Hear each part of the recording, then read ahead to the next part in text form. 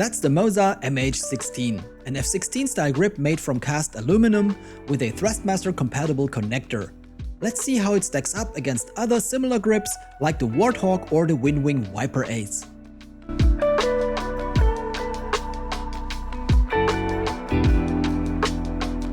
I've been flying with this grip for the past few months as part of my MOZA AB9 force feedback base review. If you haven't seen that yet, I link to it at the end of the video. The MH16 comes in a plain white paper box and the add-on module is pre-installed. It weighs in at 544 grams, which is 50 grams lighter than the WinWing ViperAce and 700 grams lighter than the Warthog. Keep in mind, if you're after a nimble system, heavy grips suck. A weighty grips means the setup becomes top heavy, and that's not great for precise controls, especially if you put an extension into the mix.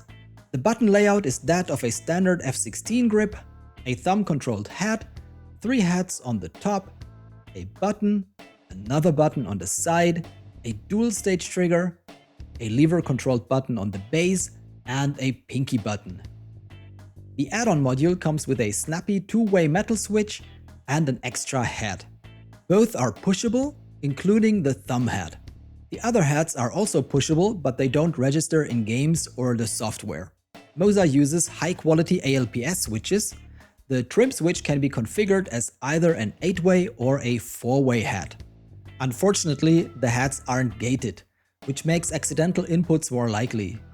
Honestly, pretty much no one needs 8-way heads. 4-way gated would be a much better choice, but to be fair, the competition doesn't do much better in this regard, and on datasheets, 8-way just looks better, which probably makes the marketing department do a little happy dance. But well, let's move on to how the switches sound and feel.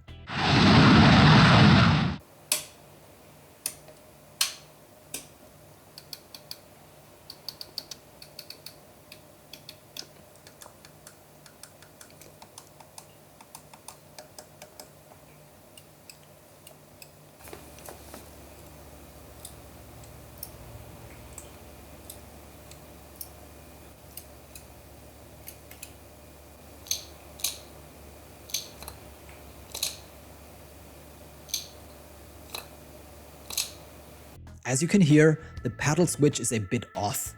There seems to be an issue with the spring mechanism. It gets stuck a little when pushed and takes some time to reset.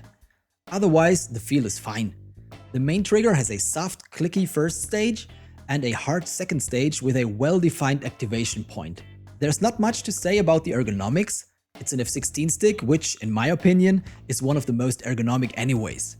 The MH16 is a bit longer and less compact than the WinWing ViperAce, as you can see here. That could be a plus for bigger hands. It also comes with an adjustable palm rest, which definitely takes a cue from the ViperAce. The Warthog's palm rest, on the other hand, is fixed. The add-on module also takes some inspiration from WinWing, but the integration is better. The plastic is high quality and it smoothly blends in with the rest of the body.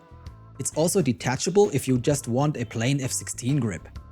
The extra controls are pretty minimal compared to the ViperAce. For example, it's missing the analog axis and a flip trigger, but it's still very practical and doesn't go overboard with the extra inputs, which some might prefer. What stands out right away is the TMS switch, which is tilted 90 degrees. That's not exactly authentic and it's not ergonomic, so MOZA should definitely fix that in the next batch of the grip. The standard Thrustmaster style connector works with a lot of different bases.